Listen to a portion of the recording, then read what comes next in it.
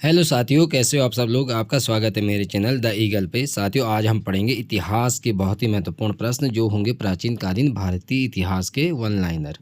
तो साथियों, शुरू करते हैं। सबसे पहला प्रश्न है, भारतीय शासन के प्राचीन यह शब्द सत्यमेव जयते किस ग्रंथ से लिया गया है। ये प्राचीन शब्द है, ये किस ग्रंथ से लिया गया है। ये लिया गया है उपनिषद मुंडकोपनिषद से।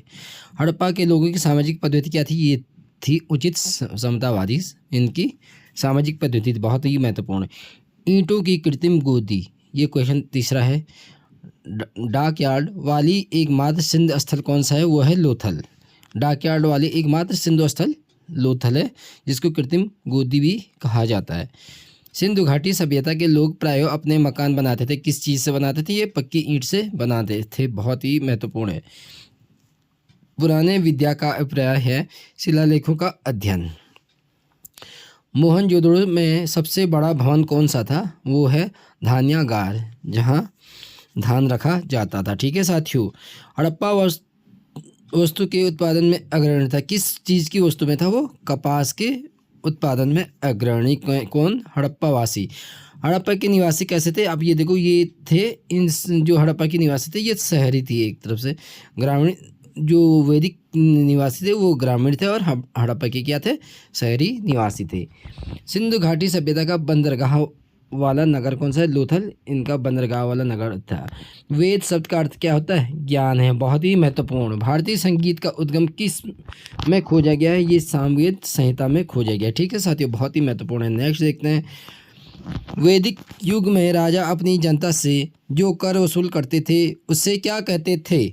उस कर का नाम बलि था। क्या था। वैदिक युग के समय में जब राजा कर वसूल करते थे उस कर को क्या कहा जाता था। बलि। बहुत महत्वपूर्ण है। आरंभिक वैदिक काल में वर्ण व्यवस्था आधारित थी। किस पे थी ये। व्यवसाय पे। सिंधु घाटी सभ्यता की लिपि कैसी थी। देखो साथियों, इनकी लिपि अभी तक पढ़ी नहीं जा सकी है, इसलिए ये क्या थी, अज्ञात लिपि थी। आर्यन जातियों की प्राचीनतम बस्ती कहाँ है। ये सप्त सिंधु है साथियों। नेक्स्ट है, सिंधु अर्थव्यवस्था की ताकत क्या थी। इनकी जो ताकत थी वो कृषि थी। प्राचीनतम भारतीय सभ्यता का नाम बताइए। ये सबसे प्राचीन जो सभ्यता है वो सिंधु घाटी सभ्यता है। पुरालेख शास्त्र किसका अध्ययन होता है।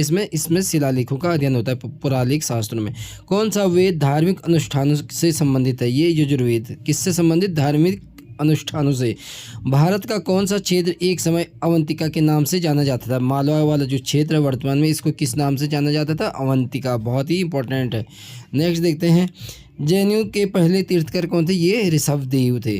त्रिपिटक धार्मिक ग्रंथ है। किस धर्म का है ये। बौद्ध धर्म का धार्मिक ग्रंथ है त्रिपिटक। 23वां देखते हैं। तमिल भाषा के शिल्पादिकराम और मणिमेखलई नामक गौरव ग्रंथ किससे संबंधित है। ये हिंदू धर्म से संबंधित है। ठीक है साथियों।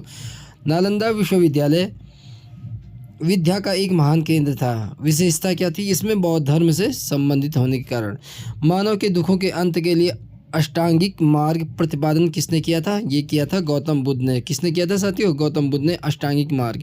बुद्ध का अर्थ क्या होता है। ज्ञान प्राप्त करना। बुद्ध को प्रबोध कहाँ प्राप्त हुआ था। इनको बोध गया स्थान में ये प्राप्त हुआ था। गौतम बुद्ध का जन्म स्थान कहाँ है। लुम्बिनी। सिकंदर महान का शिक्षक कौन था। अरस्तु। बहुत ही इंपॉर्टेंट है।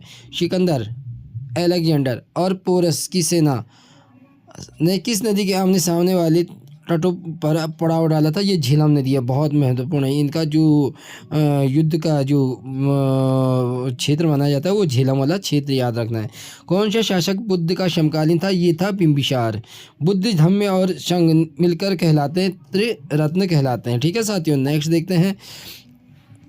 वर्धमान महावीर और किस नाम से जाने जाते थे। इनको जैना भी कहा जाता था। भारतीय इतिहास के युग में से किस के दौरान क्षत्रिय एक विशिष्ट पहचान रखते थे। ये बुद्ध के युग में। भारत में जैन धर्म का संस्थापक कौन थे। महावीर स्वामी। उस गणतंत्र का नाम बताइए जो 6वीं शताब्दी ईस्वी पूर्व जातियों का राज्य संघ था। वो कौन था। वज्जी। ये ध्यान रखना कि गणतंत्र का नाम बताइए जो 6वीं शताब्दी ईस्वी पूर्व जातियों का राज्य संघ था। ये जातियों का राज्य संघ था। वज्जी। केवल्य में कौन से धर्म से संबंधित थे ये जैन धर्म से संबंधित केवल्य में रहते थे। गौतम बुद्ध कौन से गणराज्य के थे? ये शाक्य गणराज्य के थे। साथियों एक एक क्वेश्चन याद रखने हैं आपने।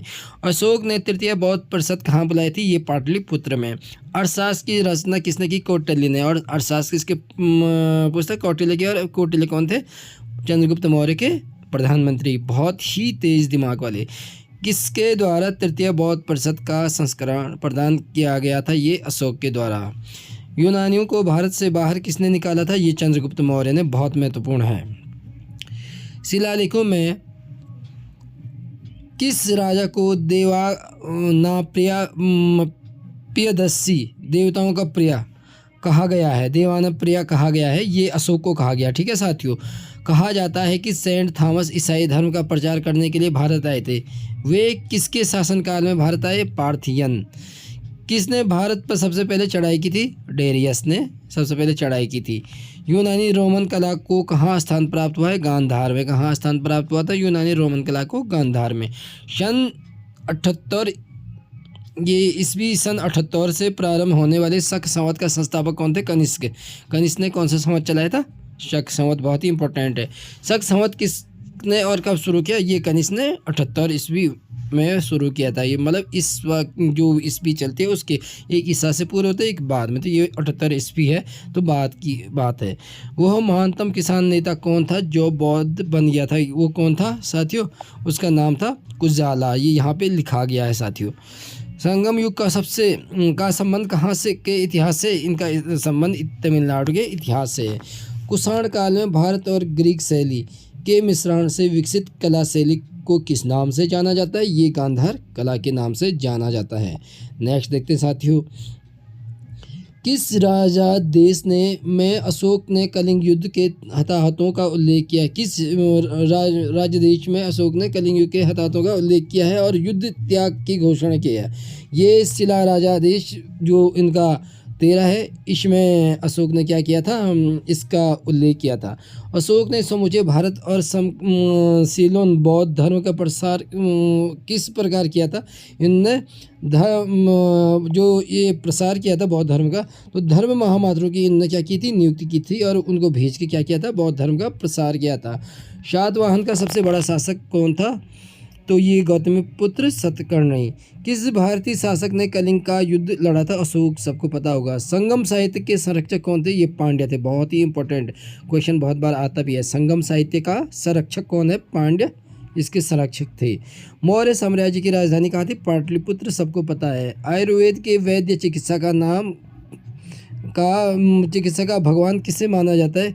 आयुर्वेद के वैद्य चिकित्सा का भगवान जो कहा जाता है वो धन्वंतरि को कहा जाता है। आर्यभट्ट और वारामिहिर के सुविख्यात नाम किस किस युग के साथ संबंधित हैं? ये गुप्त वंश से संबंधित हैं। कवि कालिदास किसके राज्य कवि थे? ये चंद्रगुप्त मौर्य के राज्य कवि थे। कौन? कवि कालिदास। गुप्त शासकों की सरकारी दरबारी भाषा क्या थी? संस्कृत। याद रखना, गुप्तों की जो भाषा थी वो क्या थी? संस्कृत थी। गुप्त वंश का वह कौन सा राजा था जिसने हूणों को भारत पर आक्रमण करने से रोका था? ये स्कंदगुप्त। बहुत ही महत्वपूर्ण, बहुत ज़्यादा महत्वपूर्ण। जिसने हूणों को भारत पर आक्रमण के लिए रोका था वो कौन थे? स्कंदगुप्त। अपने प्रसार की नीतियों के कारण भारत का नेपोलियन किसे कहा जाता है? समुद्रगुप्त को। नालंदा विश्वविद्यालय की स्थापना किसके द्वारा की गई थी? ये कुमारगुप्त के द्वारा की गई थी। बहुत ही महत्वपूर्ण है। एक महान रोमन नाटक कादम्बरी का लेखक कौन था? बाणभट्ट। कौन थे? बाणभट्ट। किसके लेखक? कादम्बरी के। हर्ष का राजकवि कौन था? बाणभट्ट ही थे। शून्य के सिद्धांत का प्रतिपादक किसने किया? ये आर्यभट्ट ने किया था। ठीक है साथियों। गुप्त काल के दौरान कौन सा चांदी का सिक्का जारी किया गया था? इसका नाम क्या था? रुपया। रवि कीर्ति जो एक जैन थे उन्होंने जिन्होंने एहोल प्रशस्ति की रचना की थी को किस का संरक्षक प्राप्त था? ये इनको जो संरक्षक था प्राप्त ये पुलकेशिन द्वितीय को था। प्राचीन भारत में प्राचीन बौद्ध विश्वविद्यालय का नाम क्या था? तक्षशिला था। इलाहाबाद स्तंभ शिलालेख किसने बनवाया था? इलाहाबाद जो स्तंभ शिलालेख है ये बनाया था हैरी सेन ने। ठीक है साथियों, आगे देखते हैं। 738 ईस्वी में अरबों को पराजित किया था। किसने किया था? चालुक्यों ने। ठीक है, किसने किया था? चालुक्यों ने। किसको? अरबों को। किसने? चालुक्यों ने। चालुक्यों द्वारा चालुक्य राजा पुलकेशिन द्वितीय को किसने पराजित किया था? ये नरसिंह वर्मन ने प्रथम ने किया था, पुलकेशिन द्वितीय को पराजित किया था। भारत पर पहली बार आक्रमण करने वाला जो देश है वो क्या था, अरब था। मूलतः चचनामा किस भाषा में लिखा गया है, ये अरबी भाषा में लिखा गया है। चचनामा जो पुस्तक है वो किस भाषा में, अरबी है। एलोरा कैलाश मंदिर का निर्माण किस राष्ट्रकूट शासक ने करवाया था, ये किसने किया था, कृष्ण प्रथम ने। एलोरा में ठोस सेल को काटकर बनाए गए प्रसिद्ध कैलाश मंदिर का निर्माण किसके संरक्षक में किया गया, राष्ट्रकूटों के संरक्षक में किया गया। महाबलीपुरम के 7 पैगोडों किसके द्वारा संरक्षित कला के साक्षी हैं, ये पल्लवों। वह प्रथम भारतीय शासक कौन था जिसने अरब सागर में भारतीय नौसेना की सर्वोच्चता स्थापित की थी, ये थी राजाराज प्रथम। पुहार नगर की नींव किस चालुक्य शासक ने रखी थी, ये करिकाल ने। किस नगर की, पुहार नगर की नींव करिकाल शासक ने रखी थी। और ये चोल शासक थे, कौन, करिकाल जो शासक थे ये पुहार नगर के, ये चोल थे। नेक्स्ट देखते हैं, अधिकांश चोल मंदिर किस देवता को समर्पित है, ये शिव को समर्पित है। किस देवता को, कौन सा मंदिर, चोल मंदिर। और किस देवता को, भगवान शिव को। अल-बरूनी भारत में किसके साथ आया था, ये मोहम्मद गजनवी के साथ आया था। मोहम्मद जो गजनी था उनके साथ कौन आया था, अल-बरूनी। किस राजपूत राजा ने मोहम्मद गोरी को पहली बार हराया था, तो बघेल भीम ने इनको पहली बार हराया था। चोल वंश में ग्राम प्रशासक के बारे में किस शिलालेख में उल्लेख मिलता है, ये उत्तरामेरूर शिलालेख है, उसमें इनका उल्लेख मिलता है। नेक्स्ट देखते हैं, पुलकेशिन द्वितीय किसका महानतम शासक था, ये था बादामी के चालुक्य वंश का महानतम शासक कौन, पुलकेशिन द्वितीय। और ये बादामी वंश का बहुत ही शक्तिशाली शासक भी माना जाता है। और इनके द्वारा हर्षवर्धन को भी क्या किया गया था, पराजित किया गया था। कौन सी पुस्तक राष्ट्रकूट के राजा अमोघ वर्षा ने लिखी है, ये कविराज मार्ग एक पुस्तक है। ये किसने लिखी, राष्ट्रकूट के जो राजा हैं अमोघ वर्षा, इनके द्वारा लिखी गई। अमोघ वर्ष होगा, वर्षा नहीं होगा। प्रतिहार वंश का महानतम राजा कौन था, और ये था भोज, मिहिर भोज भी कहा जाता है इनको। जो प्रतिहार वंश है उसके सबसे महान राजाओं में मिहिर भोज या भोज बहुत ही पराक्रमी राजा माने जाते हैं।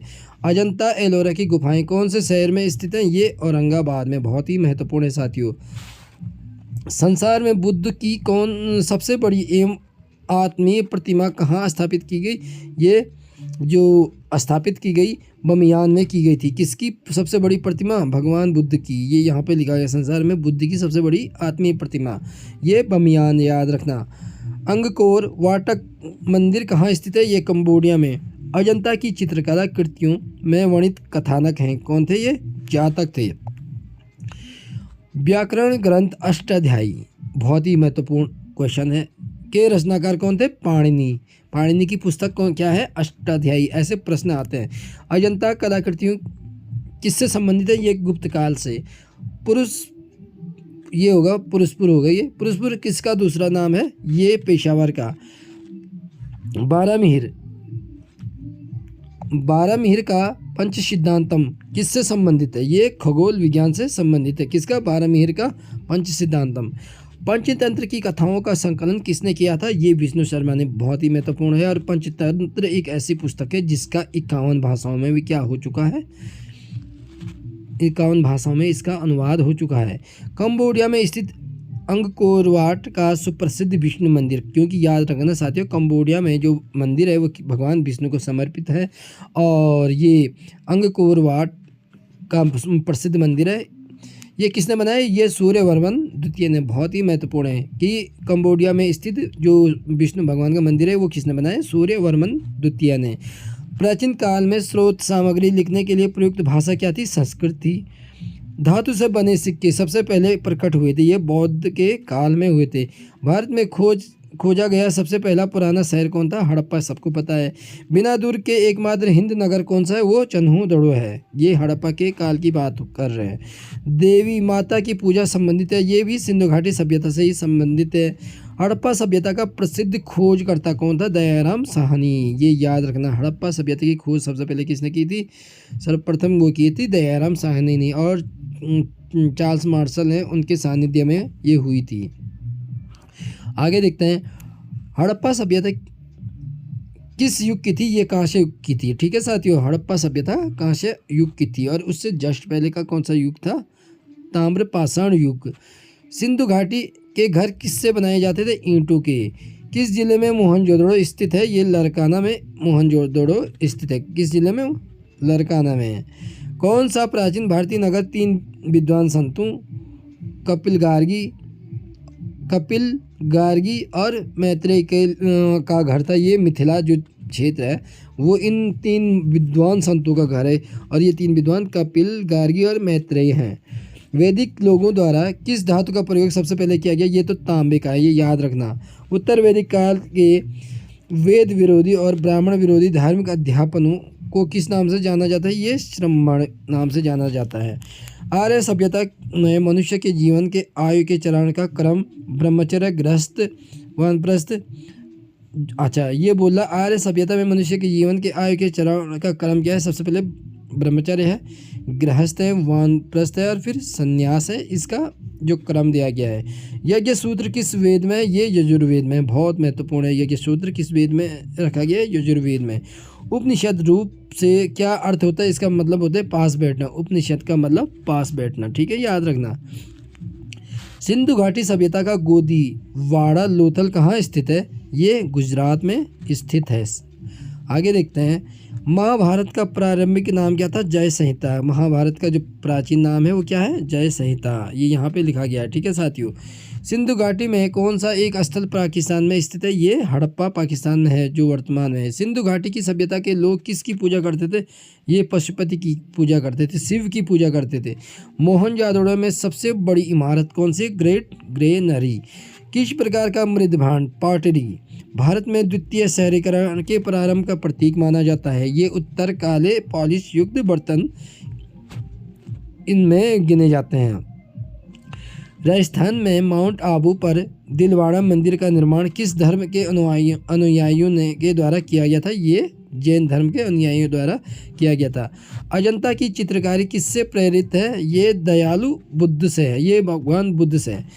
पौधों के विश्वास के अनुसार गौतम बुद्ध का अगला अवतार किसे माना जाता है?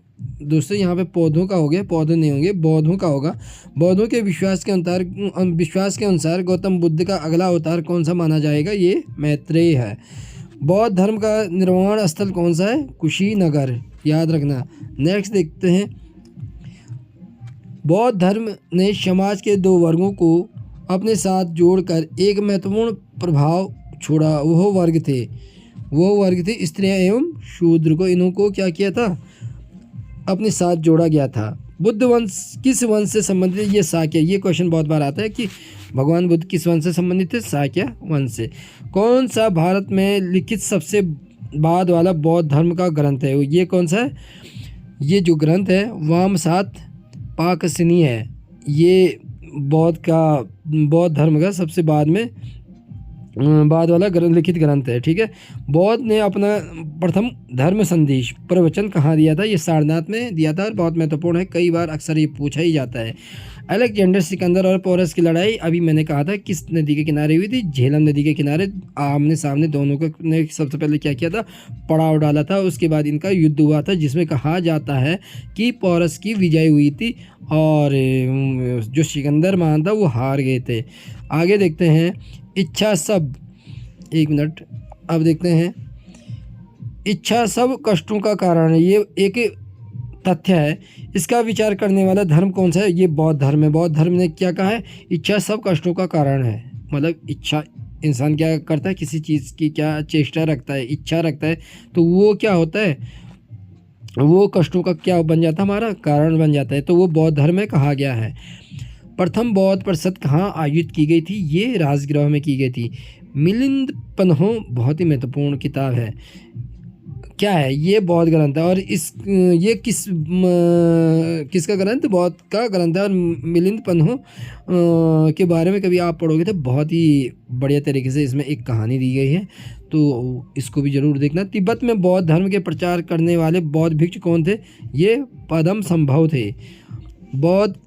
बुद्ध का अर्थ है प्रबुद्ध व्यक्ति। बुद्ध का अर्थ प्रबुद्ध व्यक्ति होता है। नेक्स्ट देखते हैं साथियों, उस राज्य का नाम बताइए जिसने पहली बार युद्ध में हाथियों का इस्तेमाल किया था। मगध। हाथियों का इस्तेमाल करने वाला पहला राजा युद्ध में, वो भी कौन थे? मगध के सम्राट। जैनियों द्वारा अपने पवित्र ग्रंथों के लिए सामूहिक रूप से किस शब्द का प्रयोग किया गया? अंग। प्रथम बौद्ध परिषद कहाँ आयोजित की गई? राजगृह में। बुद्ध के उपदेश किस भाषा में? पाली। याद रखना, बुद्ध के उपदेश किस भाषा में? पाली। प्रथम बौद्ध परिषद कहाँ आयोजित की गई? राजगृह। बौद्ध के उपदेश किस भाषा में? पाली। अशोक की प्रशासनिक नीति में भारी परिवर्तन किस घटना से आया था? ये कलिंग युद्ध से आया था साथियों, और जो हुआ था 261 ईस्वी पूर्व। सेलुकस निकेटर किसके द्वारा पराजित किया गया था? ये चंद्रगुप्त मौर्य ने इनको पराजित किया था। किसको? सेलुकस को। सम्राट अशोक की पत्नी कौन थी जिसने उसको प्रभावित किया था? ये कौरवाकी थी। उन्होंने किस सम्राट अशोक को क्या किया था? बहुत ही ज़्यादा प्रभावित किया था, और वो सम्राट अशोक उनकी बातें भी मानते थे। कलिंग युद्ध किस वर्ष लड़ा गया? ये अभी बताया, 261 BC पूर्व, मतलब ईसा से पहले। भारतीय रंगमंच में यवनिका पर्दा का शुभारंभ किसने किया? ये यूनानियों ने किया था। सातवाहन अपने सिक्के मुख्यतः किस धातु से बनाते थे? ये लेड से बनाते थे। बहुत ही महत्वपूर्ण है कि सातवाहनों के सिक्के किस धातु के थे? ये लेड के थे। भारत में सर्वप्रथम स्वर्ण मुद्राएं चलाने वाला शासक कौन थे? ये भारत यूनानी थे। इसको बोला जाता है इंडो यूनान कहा जाता है इसको साथ में। आगे देखते हैं, भारत के लिए महान सिल्क मार्ग किसने आरंभ किया? बहुत महत्वपूर्ण साथियों, सिल्क मार्ग की खोज किसने की? ये कनिष्क ने की थी। कुषाण काल में सबसे अधिक विकास किस क्षेत्र में हुआ था? ये कला के क्षेत्र में हुआ था। किसके? हाँ, कनिष्क किस वंश के थे? ये कुषाण वंश के थे। भारत का राष्ट्रीय पंचांग किस काल पर आधारित? ये शक काल पे। कनिष्क किस वंश के कनिष्क किस वर्ष में राज्य सिंहासन पर सत्तारूढ़ हुए? तो ये 78 ईस्वी को हुए थे। किसने और कब पहली बार अशोक के शिलालेखों का अर्थ स्पष्ट किया था? ये 1837 में जेम्स प्रिस्पेंस एक इतिहासकार है, उनके द्वारा क्या किया गया था? इन शिलालेखों को पढ़ा गया था। राजा खारवेल ये भी महान शासक थे। किसके? चैदी वंश के महान शासक थे। ये राजा खारवेल किसके? चैदी वंश के महान शासक थे। ये कहाँ के शासक थे? वैसे जो राजा खारवेल थे ये थे कलिंग के शासक। ठीक है साथियों, यहाँ पे स्पष्ट नहीं दिया गया है। और ये किस वंश के थे? चैदी वंश के। और कहाँ इनका राज्य था? ये इनका जो राज्य था कलिंग था। मौर्य वंश के तत्काल बाद किस वंश ने आकर मगध साम्राज्य पर शासन किया? ये शुंग वंश था। पुष्यमित्र शुंग ने इसकी स्थापना की थी। बिंदुसार के शासनकाल के दौरान अशांति कहाँ थी? तक्षशिला में। बौद्ध धर्म का संरक्षक कुषाण शासक काल कौन था? वो कौन था? बौद्ध धर्म के संरक्षक कुषाण काल में कनिष्क थे। सातवाहन साम्राज्य के संस्थापक कौन थे? सिमुक। ये याद रखना, सिमुक। सातवंश के संस्थापक पूछे जाते हैं, सिमुक होगा। अशोक के शिलालेख पर किस लिपि का प्रयोग किया गया? ये ब्राह्मी लिपि का प्रयोग किया गया। किस लिपि का? ब्राह्मी लिपि का। साथ ही ये बहुत महत्वपूर्ण है। आगे देखते हैं, भारत कला का वह कौन सा स्कूल है जो ग्रीक रोमन बौद्ध आर्ट के नाम से जाना जाता है? ये गांधार का एक विद्यालय है, ये इस नाम से जाना था, ग्रीको रोमन बौद्ध आर्ट। उत्तर गुप्त युग में जो विश्वविद्यालय प्रसिद्ध हो गया था वो था कौन था? नालंदा। पहला ज्ञात गुप्त शासक कौन था? श्रीगुप्त। इलाहाबाद के स्तंभ में कितने उपलब्धियां उत्कीर्ण है? किसकी उपलब्धियां? यहाँ पे सही नहीं लिखा, किसकी होगा उपलब्धियां उत्कीर्ण है? ये समुद्रगुप्त की उपलब्धियां। इलाहाबाद जो स्तंभ है या प्रयाग प्रशस्ति है उसमें समुद्रगुप्त की उपलब्धियां उत्कीर्ण की गई हैं, लिखी गई हैं। गुप्त युग का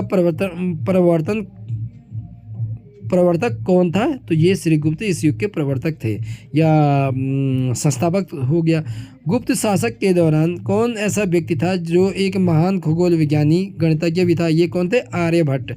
गुप्त संवत किसके द्वारा स्थापित किया गया था? ये चंद्रगुप्त प्रथम के द्वारा। चंद्रगुप्त द्वितीय को और किस नाम से जाना जाता है? विक्रमादित्य के नाम से जाना जाता है। किसको? चंद्रगुप्त द्वितीय को। किस नाम से? विक्रमादित्य को। बाणभट्ट के सम्राट के राज दरबारी कवि कौन थे? ये हर्षवर्धन थे। किसके? बाणभट्ट के। बहुत ही महत्वपूर्ण। हर्षवर्धन क्या थे? बाणभट्ट के दरबारी कवि। हर्ष द्वारा आयोजित कन्नौज सभा किसके सम्मान में की गई थी? ये हैंगसांग चीनी यात्री थे, उसके सम्मान में इन्होंने कन्नौज में एक सम्मान समारोह का आयोजन किया था। हर्षचरित किसके द्वारा लिखी गई? ये बाणभट्ट के द्वारा लिखी गई थी।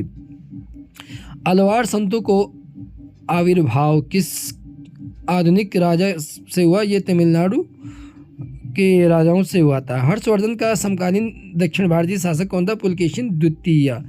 अभी मैंने आपको बता दिया है। ये किसके शासनकाल में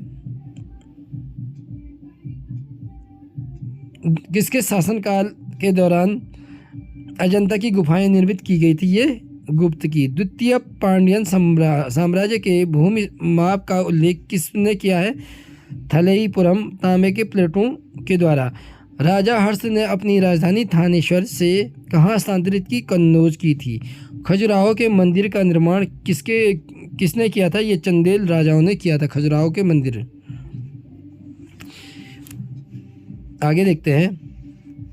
बीतपाल तथा धीमन नामक भारत के दो महानतम कलाकार किस चीज़ से संबंधित है? ये पाल युग से संबंधित है।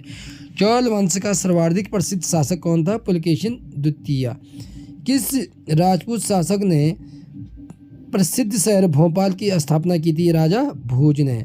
कैलाश का प्रसिद्ध कैलाश मंदिर किस स्थान पर स्थित है? एलोरा।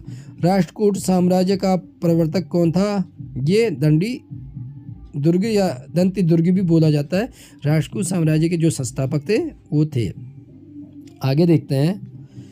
महाबलीपुरम की स्थापना किसने की? ये की थी पल्लवों ने। पल्लव लोगों के एक आसमीय रथ मिलने का स्थान कहाँ है? महाबलीपुरम में। बृहदेश्वर मंदिर कहाँ स्थित है? ये कन्नौज में है बृहदेश्वर मंदिर। ये भी किसने बनाया था? पल्लवों ने। किस राजवंश ने श्रीलंका एवं दक्षिण पूर्व एशिया को जीता था? ये चोल राजवंश ने श्रीलंका एवं दक्षिण एशिया पूर्व को भी जीता था। गंगा को उत्तर से दक्षिण ले जाने वाला चोल राजा कौन था? ये राजेंद्र चोल था। तराइन के द्वितीय युद्ध 1192 ईस्वी में किसने किसको पराजित किया? ये तो सबको पता है। मोहम्मद गोरी ने पृथ्वीराज को हराया था 1192 में। 91 में तो पृथ्वीराज ने हराया था पहली लड़ाई में।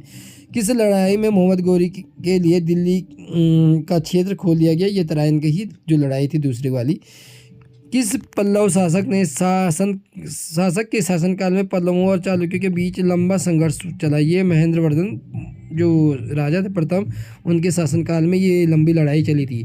कौन सा शिलालेख चालुक्य की सम्राट पुलकेशिन द्वितीय से संबंधित? ऐहोल शिलालेख ये पुलकेशिन द्वितीय से संबंधित है और चालुक्य वंश के सम्राट थे। ये बहुत बार आ चुका है। आगे देखते हैं। कांचीपुरम में प्रसिद्ध वैकुंठ पेरुमल मंदिर किसने बनवाया था? ये नंदी वर्मन ने बनाया था। राष्ट्रकूट की प्रारंभिक राजधानी कहाँ थी? एलोरा। दिलवाड़ा के चालुक्य जैन मंदिर कहाँ स्थित है? राजस्थान में। भगवान बुद्ध की सबसे ऊंची प्रतिमा कहाँ स्थापित की गई? यह आगे भी आ चुका है शायद। बमियान में। ब्रह्मा इस समय म्यांमार को प्राचीन भारत में क्या कहा जाता था? इसको स्वर्ण भूमि कहा जाता था प्राचीन भारत के समय में। एलोरा में गुफाएं और शैलकृत मंदिर हैं। हिंदू और बौद्ध और जैन धर्म से संबंधित हैं। तिरुचिरापल्ली जनपद के दक्षिण में कौन सा जनपद स्थित है? ये पुदुकोट्टा। यह जो एक मंदिर है वो यहाँ, एक जनपद है वो यहाँ स्थित है। दिलवाड़ा मंदिर कहाँ स्थित है? आबू पर्वत पे। वर्ष 1100 ईस्वी में निर्मित मंदिरों को भुवनेश्वर के अन्य मंदिरों पर प्रधानता रखता है। कौन सा था वो भुवनेश्वर लिंगराज मंदिर था जो प्रधानता रखता है। ठीक है। सांची का महान स्तूप मध्य प्रदेश में है। आगे देखते हैं। हस्तलिपियों की मूल संस्थापक और कौटिल्य के अर्थशास्त्र के संपादक कौन थे? ये आर सामा शास्त्री थे और इन्होंने कौटिल्य के अर्थशास्त्र का भी संपादन किस में किया था? हस्तलिपियों के द्वारा किया गया था। ठीक है। किसके द्वारा? आर सामा शास्त्री द्वारा। आगे देखते हैं। नगर कोझिकोड कहाँ कहलाता था? कालीकट को नगर कोझिकोड कहा जाता था। मानव द्वारा प्रयुक्त पहली धातु कौन सी है? तांबा है। कॉपर अंग्रेजी में बोलते हैं। कालीबंगा किस प्रदेश में स्थित है? राजस्थान में। सिंधु घाटी की प्राचीनतम संस्कृति और आज के हिंदू धर्म के बीच जैव ऑर्गेनिक संबंध का प्रमाण किस की पूजा से मिलता है? ये पत्थर, पेड़ और पशु की। सिंधु घाटी सभ्यता की मुख्य विशेषता क्या थी? व्यावसायिक शहरी जीवन। सिंधु घाटी सभ्यता की प्रमुख विशेषता नगर सभ्यता। सिंधु घाटी सभ्यता का पतन, बंदरगाह कौन सा था? लोथल। ये पत्तन नगर बोला जाता है, जिसको बंदरगाह भी बोलते हैं। ये लोथल था सिंधु घाटी का, जो इनका समुद्र किनारे वाला एक बंदरगाह था। सिंधु घाटी की सभ्यता के लोगों का मुख्य व्यवसाय क्या था? कृषि। हड़प्पा किस नदी के किनारे था? ये रावी नदी। बहुत ही महत्वपूर्ण है, याद रखना। किस वेद में प्राचीन वैदिक युग की सभ्यता के बारे में सूचना दी गई है? ऋग्वेद में। आगे देखते हैं। वेदों को माना जाता है श्रुति। भारत में वर्ण व्यवस्था किसने बनवाई थी? ये व्यावसायिक श्रम विभाजन के लिए बनाई गई थी। वैदिक आर्यों का प्रमुख भोजन क्या था? दूध और इसके उत्पाद। वैदिक आर्य, उनका जो भोजन है वो क्या था? दूध और इसके उत्पाद। दूध द्वारा जो और चीज़ भी बनती है। आर्य अनायों के साथ अपने संघर्ष में सफल रहे, क्योंकि उन्होंने घोड़े द्वारा चलाए जा रहे रथों का प्रयोग किया। आर्य उन्हें जब युद्ध जीता था तो उसका मुख्य कारण क्या था? घोड़ों द्वारा चलाए जा रहे रथों का प्रयोग करना। जुरासिक काल का माना गया पूरी तरह तैयार वृक्षी फॉसिल कहाँ पाया गया? ये छत्तीसगढ़ में अभी मिला है, ज़्यादा पुराना नहीं है। वैदिक संहिता में भारत संगीत का उद्गम किस में खोजा गया है? ये सामवेद में खोजा गया है। किस देश ने भारत में मोहनजोदड़ो से प्रसिद्ध नर्तक कन्या की प्रतिमा वापस देने के लिए कहा था? ये पाकिस्तान ने कहा था। जिस मनीषी पंडित ने दक्षिण भारत का आर्यीकरण किया वे थे अगस्त्य। कौन थे वो? अगस्त्य, वो पंडित जो थे। विशाल स्नानागार, ग्रेट बाथ भी कहा जाता है अंग्रेजी में, वो कहाँ था? मोहनजोदड़ो में। उपनिषद क्या है? हिंदू दर्शन के स्रोत हैं। सिंधु में मोहनजोदड़ो का क्या अर्थ है? मृतकों का टीला। वह कौन सा शासक था जिसने राज सिंहासन पर बैठने के लिए अपने पिता बिंबिसार की हत्या की थी? ये था अजातशत्रु, और इसी वंश को पितृहंता वंश कहा जाता है। हर्यंक वंश है वैसे ये। और अजातशत्रु की भी हत्या किसने की? उसके पुत्र उदयन के द्वारा अजातशत्रु की भी हत्या की गई, तो इसलिए इसको पितृहंता वंश भी कहा जाता है। महावीर की माता कौन थी? त्रिशिला। भगवान बुद्ध ने प्राण कहाँ त्यागे? कुशीनगर। अजंता चित्रकारी की भगवान बुद्ध ने प्राण कुशीनगर में त्यागे थे, याद रखना। अजंता चित्रकारी की विषय वस्तु को किससे संबंधित है? बौद्ध धर्म से। बौद्धों का पवित्र ग्रंथ कौन सा है? त्रिपिटक इनका पवित्र ग्रंथ है। किसका? बौद्धों का। बौद्ध धर्म में बुल का संबंध बुद्ध के जीवन की किस घटना से? ये जन्म से है। अशोक ने किस बौद्ध साधु से प्रभावित होकर बौद्ध धर्म अपनाया था? उपगुप्त से। प्रारंभिक बौद्ध धर्म ग्रंथ की रचना किसने की? ये किसमें की गई? ये भाषा में की गई थी। आजीवक संप्रदाय एक संप्रदाय है बौद्ध का, समसामयिक संप्रदाय। ठीक है, आगे देखते हैं। सिकंदर की मृत्यु के बाद उसके साम्राज्य का पूर्वी भाग किसके अधीन चले गया? ये सेल्यूकस निकेटर थे एक, उनके अधीन चले गया था। जैन साहित्य को क्या कहते हैं? अंग कहते हैं। बुद्ध के प्रथम प्रवचन को कहा जाता है धर्मचक्र परिवर्तन कहा जाता है वैसे। महावीर का प्रथम शिष्य कौन था? ये जमाली थे। ये महावीर स्वामी के पहले शिष्य थे। गौतम बुद्ध का जन्म स्थान किसके द्वारा अंकित किया जाता है? ये अशोक के जो रोमिनेरी स्तंभ है उसके द्वारा क्या किया जाता है? अंकित किया जाता है। 6वीं शताब्दी ईस्वी पूर्व कौन सा काल कहलाता है? धार्मिक उत्तेजना का काल। किसकी सेना ने ग्रीक शासक सिकंदर के साथ झेलम नदी के तट पर मुकाबला किया था? पोरस बहुत बार आ चुका है। किस मुद्रा में गौतम बुद्ध ने सारनाथ में अपना पहला उपदेश दिया था? ये धर्मचक्र मुद्रा में। कौन संस्कृत का प्रथम व्याकरणविद था? ये कौन थे? पाणिनि संस्कृत के प्रथम व्याकरणविद थे। विद्व मतलब विद्वान थे। आगे देखते हैं। किसका नाम देवनाम प्रियदर्शी भी था? देवनाम प्रियदर्शी था। ये अशोक राजा मौर्य राजा अशोक का नाम था। चंद्रगुप्त मौर्य के दरबार में भेजा गया यूनानी राजदूत कौन था? मेगास्थनीज। बहुत ही महत्वपूर्ण। अशोक ने अपने सभी अभिलेखों में एक रूपता से किस प्रकृति का प्रयोग किया? ये मगधी। चंद्रगुप्त मौर्य का प्रसिद्ध गुरु चाणक्य किस विद्या केंद्र से संबंधित है? ये तक्षशिला से संबंधित है। प्राचीन भारत का प्रसिद्ध शासक कौन था जिसने अपने जीवन के अंतिम दिनों में जैन धर्म अपना लिया था। ये चंद्रगुप्त मौर्य थे जो प्रथम शासक थे। इन्होंने अंतिम समय में जैन धर्म अपना लिया था। किसने? चंद्रगुप्त मौर्य ने। जूनागढ़ शिलालेख किससे संबंधित है? ये रुद्रदामन से संबंधित है, बहुत बार आता है। किसके शासन काल में के दौरान प्रसिद्ध अजंता गुफाओं में उत्कीर्णन का काम सबसे पहले शुरू किया गया? ये सातवाहन वंश के। भारत और यूनानी कला के अभिलक्षणों को समन्वित करने वाली कला शैली कौन सी थी? ये गांधार शैली थी। आगे देखते हैं साथियों। भारत सरकार द्वारा प्रयोग में आने वाला शक समत किसने प्रारंभ किया? ये कनिष्क ने किया था। चरक किसके दरबार के प्रसिद्ध चिकित्सक थे? ये कनिष्क ही। चरक संहिता सुनी होगी, इन्हीं के द्वारा लिखी गई है। ये चिकित्सक थे, याद रखना क्वेश्चन भी आता कि चरक किस क्षेत्र में प्रसिद्ध थे? ये चिकित्सा के क्षेत्र में। पांड्य साम्राज्य की राजधानी कहाँ है? मदुराई। तमिल का गौरव ग्रंथ जीवक चिंतामणि किससे संबंधित है? ये जैन से। संगम काल में रोमन व्यापार का केंद्र क्या था? मूसरी। कलिंग के विरुद्ध अशोक के अभियान की जानकारी किसका मुख्य स्रोत क्या है? ये शिलालेख 14 है जो, ये इनका उसका मुख्य स्रोत। ये शिलालेख जो 13 है ये इनका मुख्य स्रोत है। ठीक है साथियों। प्राचीन चोल साम्राज्य की राजधानी कहाँ थी? ये थी उदयपुर। अर्थशास्त्र के लेखक किसके समकालीन थे? ये चंद्रगुप्त मौर्य के समकालीन, मतलब इन्हीं के ही प्रधानमंत्री थे और उनका नाम क्या था? चाणक्य था। चंद्रगुप्त मौर्य ने अपनी अंतिम विदाई कहाँ व्यतीत की थी? ये श्रवण बेलगोला में किया था। गांधार कला किन दो कलाओं का संयोजन है? ये हिंदू यूनानी का। कौन कनिष्क का राज्य था? चरक। ये अभी आ गया है। आगे देखते हैं। अशोक किस राजवंश के राजा थे? ये मौर्य वंश के थे। भारत में नेपोलियन की जो उपाधि मिली थी किसको दी गई? चंद्रगुप्त मौर्य। ये साथियों गलत है। जो नेपोलियन की उपाधि मिली थी ये मिली थी समुद्रगुप्त को। भारत के जो नेपोलियन है वो कहा जाता है समुद्रगुप्त को, भारत का जो नेपोलियन की उपाधि है। ठीक है साथियों। आगे देखते हैं। रोमन साम्राज्य के साथ भारत का व्यापार रोम पर किसके द्वारा आक्रमण के साथ समाप्त हो गया था? ये हुणों के द्वारा। चीनी यात्री फाहियान किस गुप्त शासक के शासनकाल के दौरान भारत आया था? चंद्रगुप्त द्वितीय।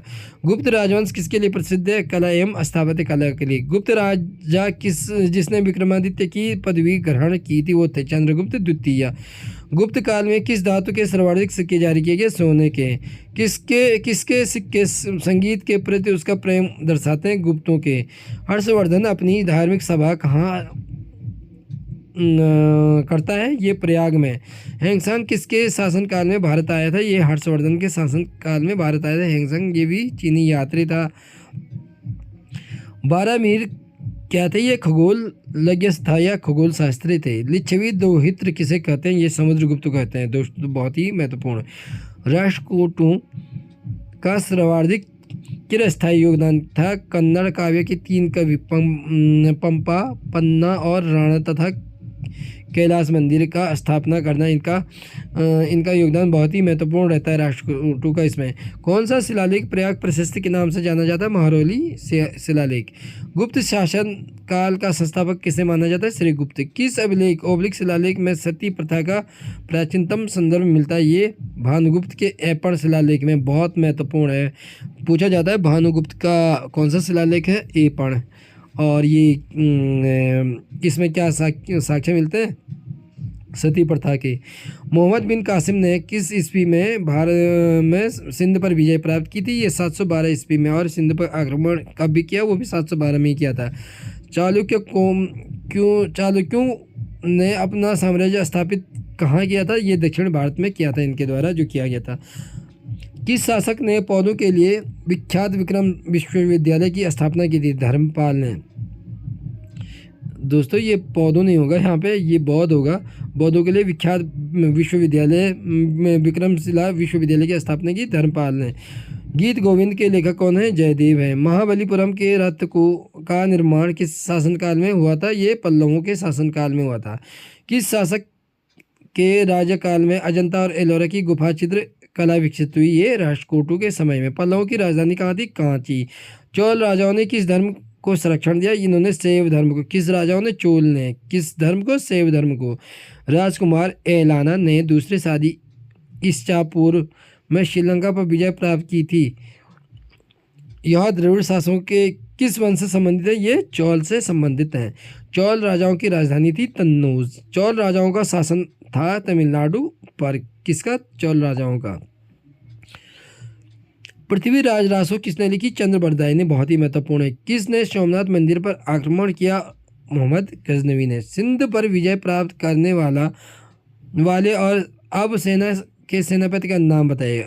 उस समय के जो सेनापति थे वो मोहम्मद बिन कासिम था।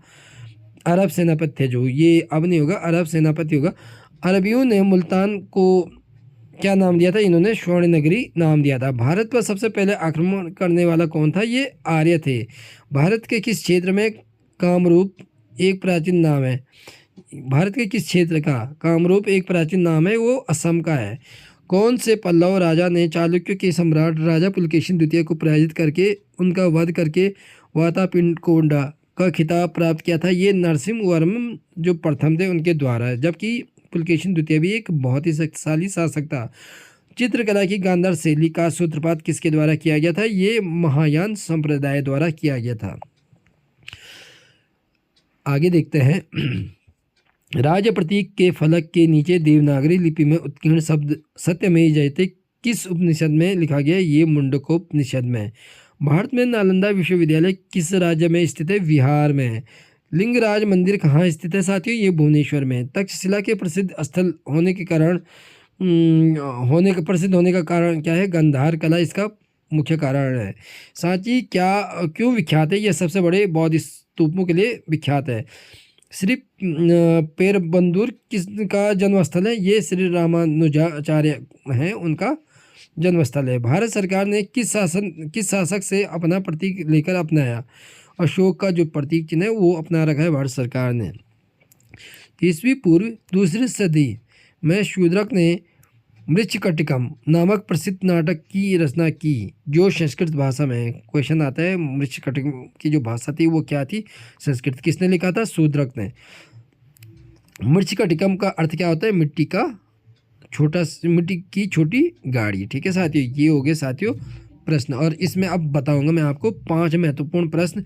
और वो साथियों क्या करना है, आपने हो सके तो कमेंट में अपनी ओर से इनके आंसर आप दे सकते हैं। पहला है लिच्छवी दोहित्र किसे कहा जाता है? गौतम बुद्ध का जन्म स्थान किसके द्वारा अंकित किया जाता है? मतलब कौन सा स्थान है उनका जन्म स्थान, ये बताना है। बाणभट्ट के सम्राट के राज दरबारी कवि थे। अलबरूनी भारत में किसके साथ आया था? देखो, अलबरूनी लेखक था, वो भारत में किस शासक के साथ आया था वो लिखना है। संगम साहित्य के संरक्षक कौन थे? ये भी आपने बताना है। दोस्तों ये क्वेश्चन बहुत महत्वपूर्ण है, आगे भी मैंने महत्वपूर्ण प्रश्न बताए हैं। आपको अच्छे लगे तो कमेंट में प्रश्नों के उत्तर जरूर दें। इस प्रकार से हम आपको अच्छी अच्छी वीडियो लाते रहेंगे और महत्वपूर्ण प्रश्नों की सीरीज इस प्रकार अब चलती रहेगी। और अभी प्राचीन इतिहास शुरू होगा, उसके बाद मध्यकालीन होगा, उसके बाद जो भारत का आधुनिक इतिहास है, फिर विश्व का होगा। मैं राजनीति विज्ञान के भी कुछ महत्वपूर्ण प्रश्न लेके आऊँगा।